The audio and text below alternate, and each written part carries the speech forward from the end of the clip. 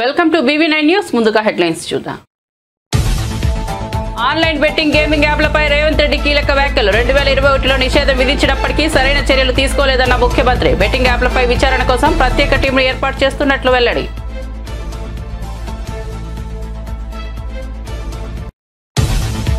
Pastor Praveen Kumar మృతి, చంద్రబాబు కీలక ఆదేశాలు. రాజమండ్రి శివారులో రోడ్డు ప్రమాదంలో పాస్టర్ మృతిపై అనుమానాలు ఉన్నాయంటూ క్రైస్తవ సంఘాల ఆందోళన. అన్ని కోణాల్లో దర్యాప్తు చేయాలంటూ చంద్రబాబు ఆదేశం.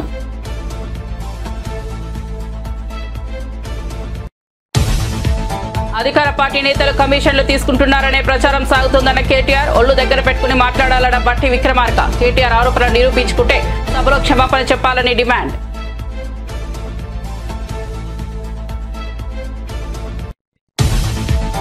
మేడిగడ్డ బ్యారేజీ SLBC సొరంగం ప్రమాదంపై ఉత్తమ్ కుమార్ రెడ్డి కీలక ప్రకటన. NDSA తుది నివేదిక వచ్చాక మేడిగడ్డ బ్యారేజీ మరమ్మతులపై దృష్టి సారిస్తామన్న మంత్రి. కాళేశ్వరం ఆనకట్టల డిజైన్, నిర్మాణం, నిర్వహణ లోపాలు ఉన్నాయన్న మంత్రి.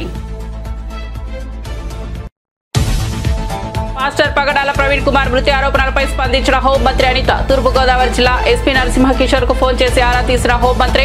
పాస్టర్ మరణంపై సమగ్ర విచారణకు ఆదేశించిన హోంమంత్రి అనిత. పాస్టర్ ప్రవీణ్ ప్రమాదానికి సంబంధించి CCTV ఫుటేజీలు పరిశీలించాలని ఆదేశం.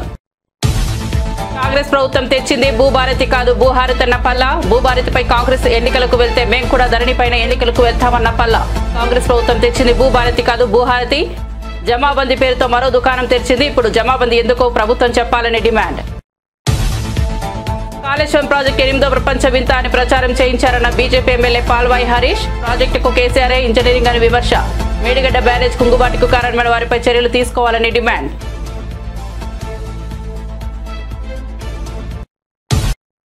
ఇక వార్త వివరాల్లోకి వెళ్తే గేమింగ్ బెట్టింగ్ యాప్లపై తెలంగాణ ప్రభుత్వం కీలక నిర్ణయం తీసుకుంది. ఆన్లైన్ బెట్టింగ్ గేమింగ్ యాప్లపై మాజీ మంత్రి హరీష్ రావు లేవనెత్తిన అంశాలపై ముఖ్యమంత్రి రేవంత్ రెడ్డి స్పందించారు. ప్రభుత్వం 2021లో ఆన్లైన్ బెట్టింగ్ గేమింగ్ యాప్లపై నిషేధం విధించినప్పటికీ సరైన చర్యలు తీసుకోకపోవడం వల్ల ఇటీవల రాష్ట్రంలో పలు ఘటనలు చోటు చేసుకున్నాయని ముఖ్యమంత్రి అన్నారు. రాష్ట్రంలో గత కొద్ది రోజులుగా జరుగుతున్న ఘటనలపై కాంగ్రెస్ ప్రభుత్వం కఠినంగా వ్యవహరిస్తోందని అన్నారు. ఆన్లైన్ రమ్మీ వంటి ఇతర గేమ్ల నిరోధానికి, నిషేధానికి ప్రత్యేక విచారణ బృందాన్ని ఏర్పాటు చేయాలని నిర్ణయించినట్టు చెప్పారు. ఆన్లైన్ బెట్టింగ్, ఆన్లైన్ యాప్లు, అదేవిధంగా ఆన్లైన్ రమ్మీ ఈరోజు నిన్న మొన్న మీరు టీవీలలో, పేపర్లలో పోలీసులు కేసులు నమోదు చేసి వాటికి ప్రచారం కల్పించిన వాళ్ళను పిలిచి పోలీస్ స్టేషన్లలో విచారించడం జరిగింది. వాటికి ప్రచారం కల్పించే వాళ్ళను పోలీస్ స్టేషన్లో పిలిచి వాళ్ళను విచారించడం ద్వారా ఈ సమస్యకు పరిష్కారము శాశ్వతంగా దొరకదు. వీటిని నిర్వహించే వాళ్ళు, వీటిని ప్రమోట్ చేసేవాళ్ళు, చివరికి ఈ యాప్ల ద్వారా లబ్ధి పొందుతున్న వాళ్ళను వీళ్ళందరినీ పూర్తి స్థాయిలో విచారించి కఠినమైన చర్యలు తీసుకున్నప్పుడే ఈ సమస్యకు పరిష్కారం దొరుకుతుంది అధ్యక్ష. అందుకే దీన్ని పూర్తి స్థాయిలో విచారించాలంటే పక్క రాష్ట్రాలు, పక్క దేశాలలో కూడా విచారణ చేయాల్సిన పరిస్థితులు ఉంటాయి. అందుకే పూర్తి స్థాయిలో అన్ని అధికారాలు కట్టబెట్టే విధంగా ఒక స్పెషల్ ఇన్వెస్టిగేషన్ టీం ఏర్పాటు చేసి ఈ రాష్ట్ర ప్రభుత్వం వాళ్ళ మీద పూర్తి స్థాయిలో చర్యలు తీసుకోవాలని నిర్ణయం తీసుకున్నారు. తమ ద్వారా ఈ సభకు, సభ్యులందరికీ, తెలంగాణ సమాజానికి ఒక స్పష్టమైన ప్రభుత్వ విధానాన్ని మేము పంపించదలుచుకున్నాము.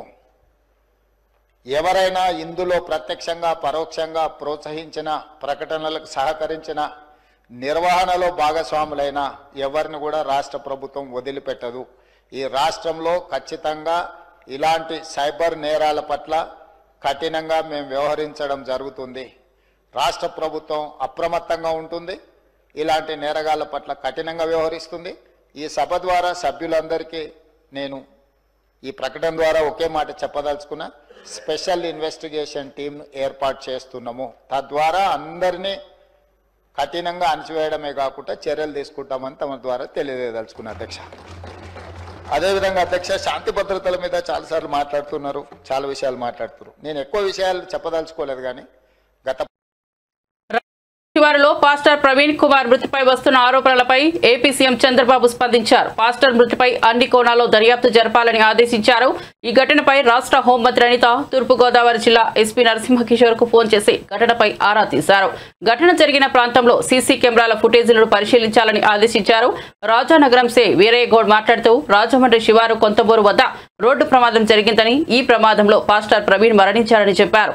హైదరాబాద్ నుంచి బుల్లెట్ పై బయలుదేరిన ప్రవీణ్ అర్ధరాత్రి సమయంలో ప్రమాదానికి గురయ్యారని తెలిపారు. రహదారిపై నుంచి ప్రమాదవశాత్తు కిందకు జారిపోయారని, వాహనం అతనిపై పడిపోవడంతో ఆయనకు బలమైన గాయాలయ్యాయని, ఈ ప్రమాదంలో ఆయన ప్రాణాలు కోల్పోయారని చెప్పారు. ఉదయం 9 గంటల వరకు ఆయన్ను ఎవరూ గమనించలేదని తెలిపారు. మరోవైపు ప్రవీణ్ కుమార్ మృతిపై అనుమానాలు ఉన్నాయంటూ క్రైస్తవ సంఘాలు రాజమండ్రిలో ఆందోళన చేపట్టాయి. ఈ నేపథ్యంలో చంద్రబాబు విచారణకు ఆదేశించారు. పోస్ట్ మార్టం కూడా సో ఎవరు కూడా దీని మీద ఎటువంటి అపోహలు పెట్టుకోవద్దు. డెఫినెట్గా ఏదైతే వాళ్ళు కోరారో క్రైస్తవ సంఘాలన్నీ కూడా చాలా మంది వచ్చి అక్కడ డిమాండ్ కూడా చేశారు. డెఫినెట్గా అన్ని కోణాల నుంచి కూడా దాన్ని మేము యాక్సిడెంట్గానే పరిగణించట్లేదు. అలాగే అన్ని కోణాల నుంచి కూడా దర్యాప్తు కొనసాగిస్తాము. నియర్ బై ఉన్న సీసీ క్యామ్స్ అన్నింటినీ కూడా పోలీసుల ఫుటేజ్ కూడా తీసుకుంటున్నారు. అదేవిధంగా టవర్ డంప్ను తీసుకుంటారు, సీడియాస్ ఆ నియర్ బై ఉన్న సీడియాస్ అవన్నీ కూడా తీసుకుంటున్నారు. అన్ని కోణాల్లోని కూడా ఎంక్వైరీ చేస్తున్నాం. ఒక టీంను కూడా దీనికి డిప్లాయ్ చేయడం జరిగింది. దీని మీద దయచేసి నేను ఏం చెప్తున్నానంటే ఇది మతపరమైన ఇష్యూ. దీని అంటే మేము చేసే పని డెఫినెట్గా చాలా ట్రాన్స్పరెంట్గా చేస్తున్నాం. దీని మీద ఎటువంటి అపోహలు పెట్టుకోవద్దని మనస్ఫూర్తిగా నేను తెలియజేస్తున్నానండి. దీని మీద ఎటువంటి రాజకీయాలు కూడా దీని మీద పని చేయకూడదని నేను కోరుకుంటున్నాను. ఎందుకంటే ఇది ఒక పాస్టర్ గారి తాలూకా మృతికి సంబంధించిన ఇష్యూ. దీన్ని మేము చాలా క్లారిటీగా క్లియర్గా దీన్ని ఎంక్వైరీ చేయడానికి కూడా మేము సిద్ధపడ్డాం. ఒక కమిటీని కూడా మేము ఫామ్ చేయడం జరిగింది. ఇమీడియట్గా అది ఏ రకంగా చనిపోయారు అన్నది కూడా ఈ నిజాలు కూడా అతి త్వరలోనే మీ అందరి ముందుకు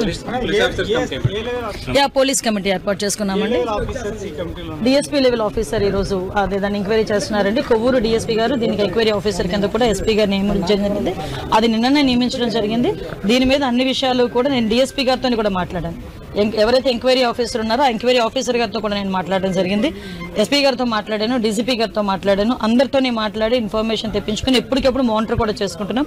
వాళ్ళ కుటుంబ సభ్యులు కూడా నా ప్రగాఢ సానుభూతిని తెలియజేస్తున్నా. ఆ కుటుంబ సభ్యులు కూడా నేను మాట ఇస్తున్నా గవర్నమెంట్ తరఫు నుంచి ఏ ఎంక్వైరీ అయినా మేము చేయడానికి సిద్ధంగా ఉన్నాం. ఎంక్వైరీకి కూడా మీరందరూ కూడా సహకరించండి. దీన్ని అనవసరంగా కూడా మతపరమైన విద్వేషాలు రెచ్చగొట్టడానికి ప్రయత్నం చేయొద్దు.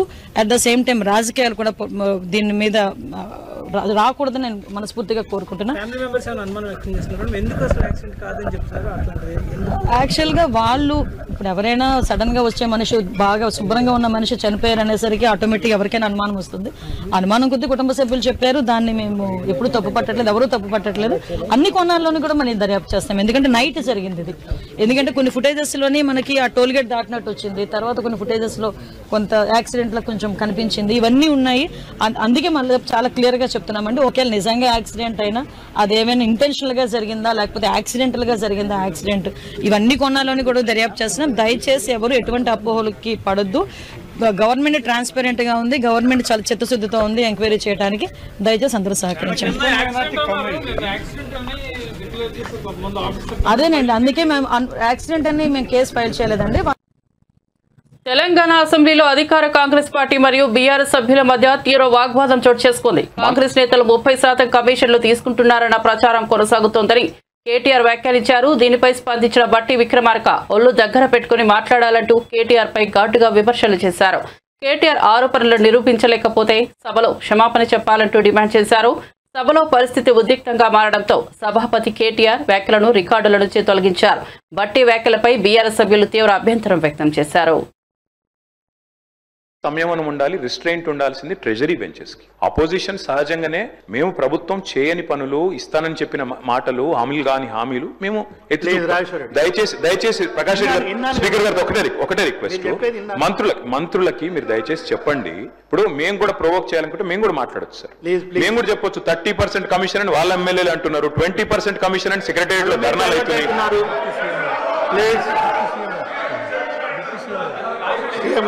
డిప్యూటీ సీఎం గారు సార్, రామ్జాన్ మీరు కూర్చోండి. డిప్యూటీ సీఎం గారు మాట్లాడుతున్నారు sir. Essence of the democracy. చాలా సంతోషం కేటీఆర్ గారు లేచి చాలా గౌరవంగా మాట్లాడతాడని నేను ఊహించాను. ఓ సభ్యతగా మాట్లాడతాడని కూడా ఆశించాను. లేచి ఏం మాట్లాడుతున్నారు అధ్యక్ష? ఎసెన్స్ ఆఫ్ ద డెమోక్రసీలో డిస్కషన్ ఉండాలా, డిబేట్ ఉండాలన్నారు. సంతోషం. డిస్కషన్ డిబేటు వాస్తవంగా ఉండాలా, లేచి మాట్లాడిన ప్రతి మాట అబద్ధంగానే మాట్లాడాలా? What are you doing? You are not misguiding the house, not only the house, the entire state you are misguiding. వారు ఏమన్నారండి? అభయహస్తం పేరు మీద అడ్డగోలుగా అడ్వర్టైజ్మెంట్స్ ఇచ్చామని చెప్తా ఉన్నారు. సివిల్ సర్వీస్ స్టూడెంట్స్ కోసం మన రాష్ట్రం నుంచి పోతున్నటువంటి విద్యార్థులకి పేద మధ్యతరగతి బడుగు బలహీన వర్గాలకు సంబంధించిన విద్యార్థులకి ఇంక్లూడింగ్ ఈడబ్ల్యూఎస్ స్టూడెంట్స్ కూడా ఎవరైనా ఈ రాష్ట్రం నుంచి భారతదేశంలో నడుపుతున్నటువంటి యూపీఎస్సీ ఎగ్జామ్ కోసం డబ్బులు లేకుండా ఇబ్బంది పడతా ఉంటే వాళ్ళకు కొంచెం ప్రోత్సహిద్దామని చెప్పి ప్రిలిమినరీ పాస్ అయినటువంటి వాళ్ళందరికీ ప్రతి అభ్యర్థి ఎవరు అప్లై చేసుకుంటే వాళ్ళందరూ ₹1,00,000 ఇద్దామని చెప్పాం. మెయిన్స్ కంప్లీట్ చేసి ఇంటర్వ్యూకి పోతా ఉంటే ఢిల్లీకి పోయి ఆడ ఉండటానికి కోచింగ్ తీసుకోవడానికి ఎంతో కొంత సాయం చేస్తే కొద్దిగా ఎక్కువ మంది ఇంటర్వ్యూలో సెలెక్ట్ అయ్యి మన రాష్ట్ర విద్యార్థులు వస్తే రాష్ట్రానికి గౌరవం, కొంత మర్యాద, కొంత భవిష్యత్తులో వాళ్ళు ఎక్కడున్నా కానీ రాష్ట్ర ప్రయోజనాల కోసం ఉపయోగపడతారని వాళ్ళకు ₹1,00,000 ఇద్దామని చెప్పాం. ఇది మంచి పథకం కదా అధ్యక్ష? Is there anything wrong in this? In the interest of the స్టేటే కదా చేసిన దానికి మీరు 4 కోట్లు చేశారు, 40 కోట్లు అడ్వర్టైజ్మెంట్ చేసుకున్నారు. నేను అడుగుతా ఉన్నాను పల్లా రాజేశ్వర రెడ్డి గారిని, అడ్వర్టైజ్మెంట్ మీరు చూసారా? ఇచ్చామే. ఇది is it not a blanket statement of misguiding the house? Can't do like this. అధ్యక్ష వారు లేచి ఇంకో ఆయన లేచి మాట్లాడుతూ ఉన్నారు కేటీఆర్ గారు. ఏమండి 30% తీసుకున్నారు, కమిషన్ తీసుకున్నారు అన్నమాట.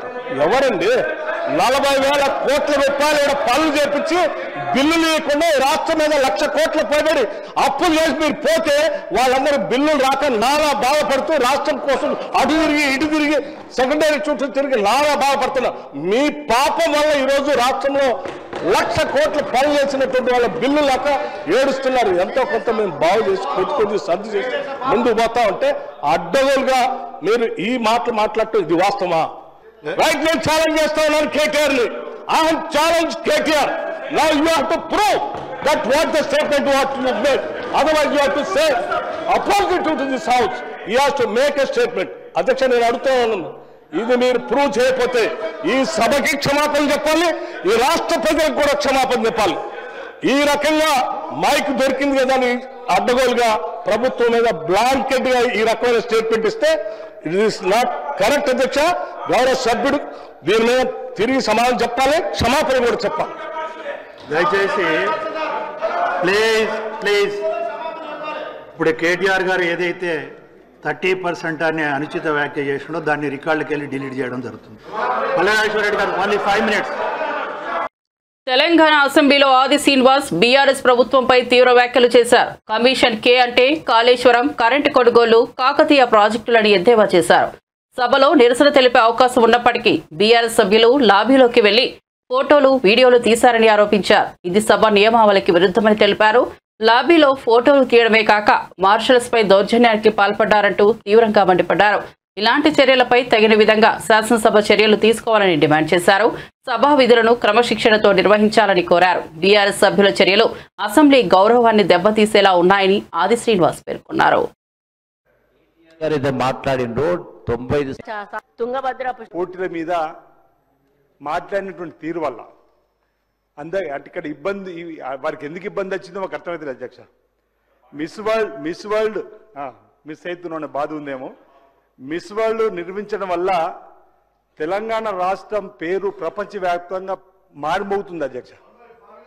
70 సంవత్సరాలలో 70 ఏళ్ల మిస్ వరల్డ్ చరిత్రలో ముంబైలో మాత్రం నిర్మించారు ఈ దేశంలో. ఇప్పుడు హైదరాబాద్కు అవకాశం వచ్చింది అధ్యక్ష. 3000 అంతర్జాతీయ టీవీ ఛానల్స్ తెలంగాణకు రావడానికి ప్రయత్నం వస్తున్నాయి అధ్యక్ష. హైదరాబాద్ మాత్రమే కాకుండా తెలంగాణలోని పర్యాటక కేంద్రాల్లో ఈ మిస్ వరల్డ్ పోటీలు జరుగుతాయి. మిస్ వరల్డ్ పోటీల వల్ల హోటల్ రంగానికి ఒక ఊపు వస్తుంది. 100 కోట్ల ఆదాయం రావడానికి అవకాశం ఉంది. రాష్ట్రానికి కూడా ఆదాయం వస్తుంది అధ్యక్ష. ఇలాంటి మిస్ వరల్డ్ వస్తున్నప్పుడు అయ్యో మా అయ్యవాళ్ళు రాకపోయినా అని చెప్పని మిస్ అయ్యి బాధపడ్డరా అర్థం కాని సందర్భం. ఇక్కడ ఇంకొక అంశం అధ్యక్ష, ఒకవేళ ఇదే బీఆర్ఎస్ పార్టీ మిస్ వరల్డ్ పోటీ జరిగితే వారు అడావుడి ఆకాశానికి అంటుతుండే అధ్యక్ష. వారు అందాల పోట్లు హైదరాబాద్ తీసుకువచ్చిన ధీడుగా కీర్తించుకున్న వాళ్ళు వాలయంలో మా సీఎం రేవంత్ రెడ్డి గారు తీసుకురావడంతో ఈర్ష్య పొందేటువంటి కార్యక్రమంతో మాట్లాడిన తప్ప మరోటి కాదని మాట ఈ సందర్భం చెప్తూ మరో మాట అధ్యక్ష, వారు ఓఆర్ఆర్ గురించి ఒక మాట అన్నాడు.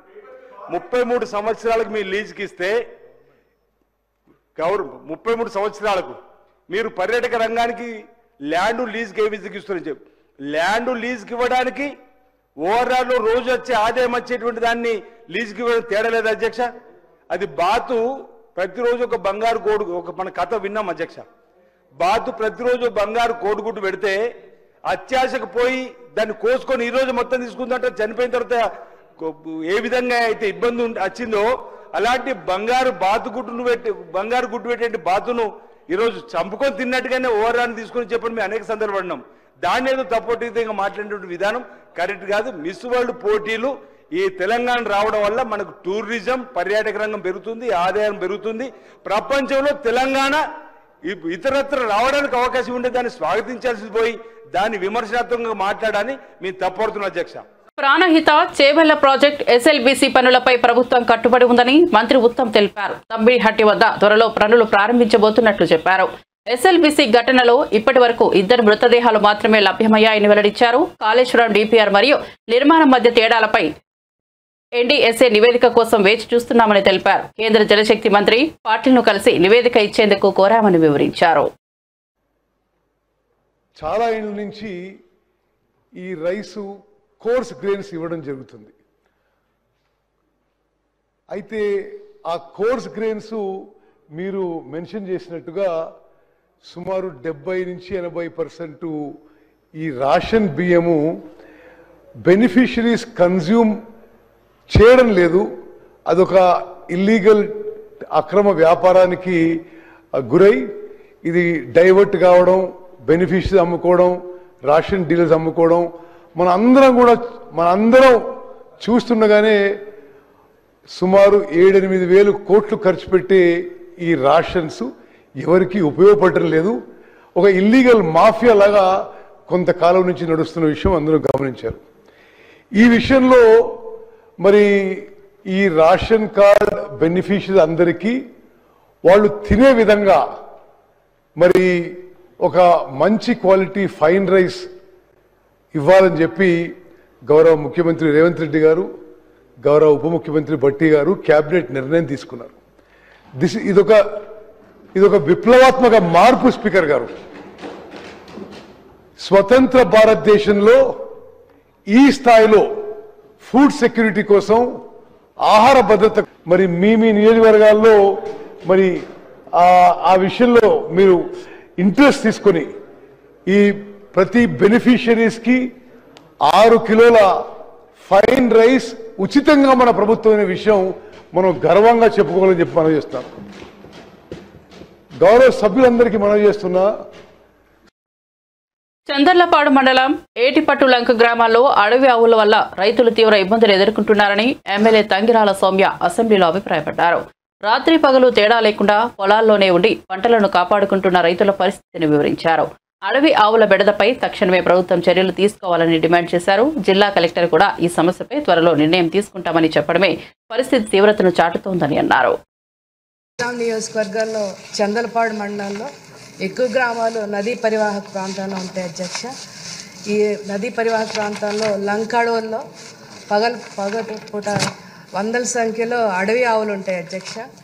ఇవి రాత్రిపూట రైతు పొలాల మీద దాడి చేస్తున్నాయి, పొలాలన్నీ కూడా పీకేస్తున్నాయి, కొరికేస్తున్నాయి అధ్యక్ష.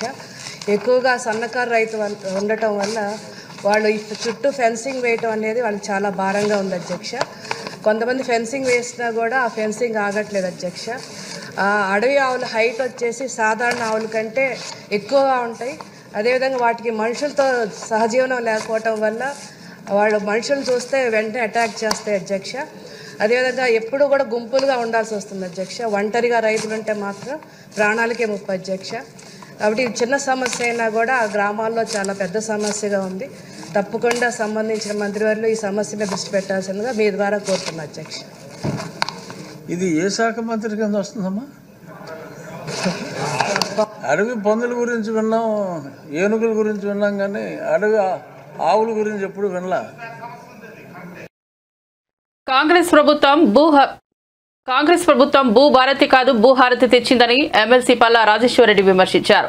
భూభారతిపై కాంగ్రెస్ పార్టీ ఎన్నికలకు వెళ్తే తాము ధరణి వ్యవస్థపై పోటీకి సిద్ధమని స్పష్టం చేశారు. జమాబందీ పేరుతో మరో దుకాణం ప్రభుత్వం తెరిచిందని ఆరోపించారు. ఇప్పుడు ఈ జమాబందీని ఎందుకు ప్రారంభించారో స్పష్టత ఇవ్వాలని డిమాండ్ చేశారు. భూములపై వ్యవస్థను అవస్థగా మార్చేశారని పల్లా ఆగ్రహం వ్యక్తం చేశారు. 72,000 ఇచ్చినాం, మీరు చూసుకొని లెక్కలు. మీరు మంత్రిగా ఉన్నారు, మీరు ఊరికేనే రాజకీయంగా ఊరికేనే స్టేట్మెంట్ ఇవ్వడం కాదు, లెక్కలు చూసుకొని మీరు మాట్లాడండి. అదే అధ్యక్ష, చివరిగా INPR లో అది కూడా వారే చూస్తున్నారు.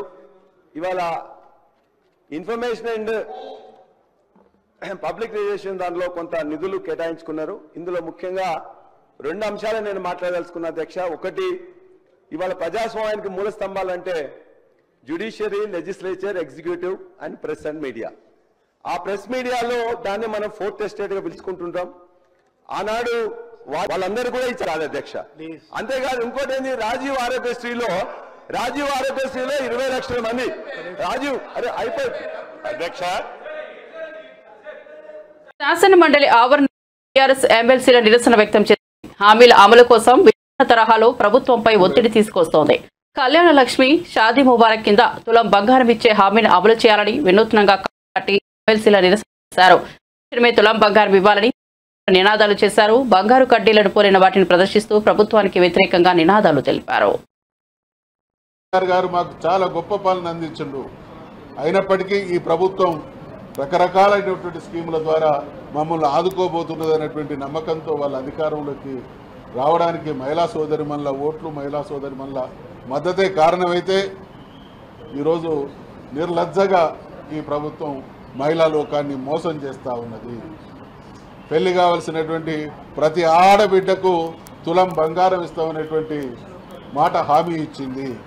మన తెలంగాణ మహిళా మనులకు కావచ్చు, మహిళా సోదరిమణులకు కావచ్చు, భారతదేశంలో ఉండేటువంటి మహిళా సోదరిమణులకు కావచ్చు, డబ్బు కంటే బంగారం అంటే మక్కువ ఎక్కువ.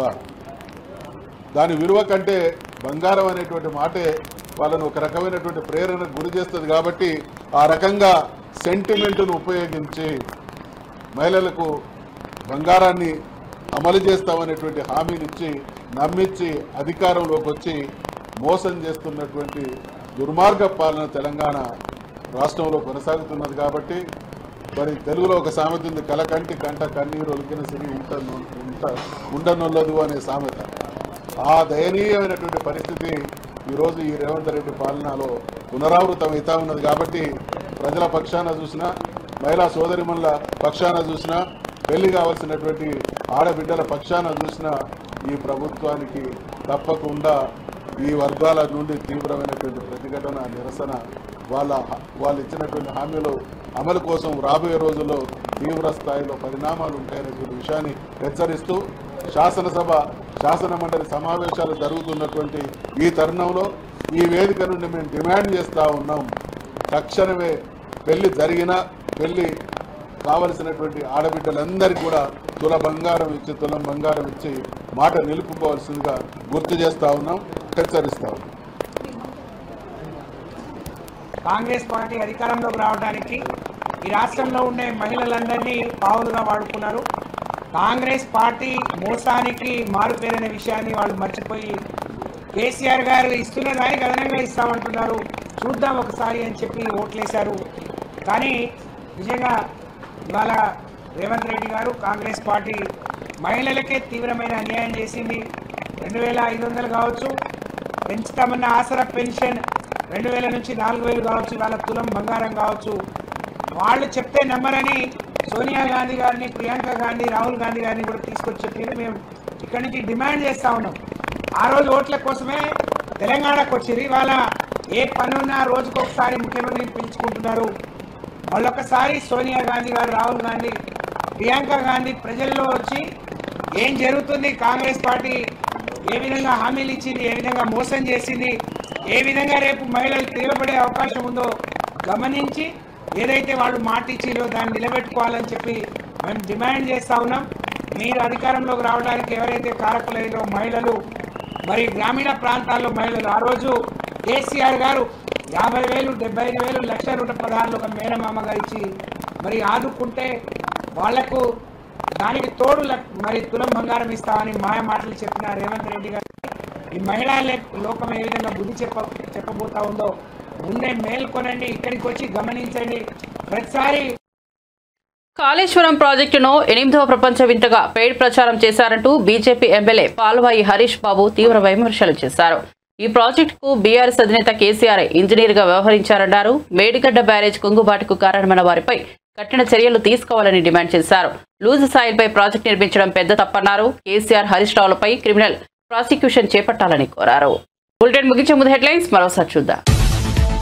ఆన్లైన్ బెట్టింగ్ గేమింగ్ యాప్లపై రేవంత్ రెడ్డి కీలక వ్యాఖ్యలు 2021లో నిషేధం విధించినప్పటికీ సరైన చర్యలు తీసుకోలేదన్న ముఖ్యమంత్రి బెట్టింగ్ యాప్లపై విచారణ కోసం ప్రత్యేక టీంను ఏర్పాటు చేస్తున్నట్లు వెల్లడి.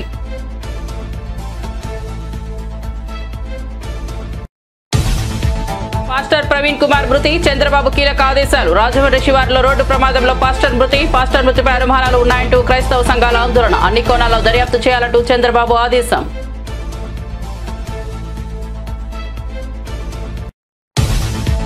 అధికార పార్టీ నేతలు కమిషన్లు తీసుకుంటున్నారనే ప్రచారం సాగుతోందన్న కేటీఆర్. ఒళ్లు దగ్గర పెట్టుకుని మాట్లాడాలన్న బట్టి విక్రమార్క. కేటీఆర్ ఆరోపణలు నిరూపించుకుంటే సభలో క్షమాపణ చెప్పాలని డిమాండ్.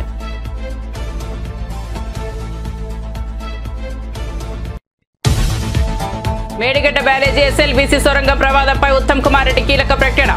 ఎన్డీఎస్ఏ తుది నివేదిక వచ్చాక మేడిగడ్డ బ్యారేజీ మరమ్మతులపై దృష్టి సారిస్తామన్న మంత్రి. కాళేశ్వరం ఆనకట్టల డిజైన్, నిర్మాణం, నిర్వహణ లోపాలు ఉన్నాయన్న మంత్రి. మాస్టర్ పగడాల ప్రవీణ్ కుమార్ మృతి ఆరోపణలపై స్పందించిన హోంమంత్రి అనిత. తూర్పుగోదావరి జిల్లా ఎస్పీ నరసింహ కిషోర్ కు ఫోన్ చేసి ఆరా తీసిన హోంమంత్రి. పాస్టర్ మరణంపై సమగ్ర విచారణకు ఆదేశించిన హోంమంత్రి అనిత. పాస్టర్ ప్రవీణ్ ప్రమాదానికి సంబంధించి సీసీటీవీ ఫుటేజీలు పరిశీలించాలని ఆదేశం. కాంగ్రెస్ ప్రభుత్వం తెచ్చింది భూభారతి కాదు భూహారతి అన్న పల్లా. భూభారతిపై కాంగ్రెస్ ఎన్నికలకు వెళ్తే మేం కూడా ధరణిపైన ఎన్నికలకు వెళ్తామన్న పల్లా.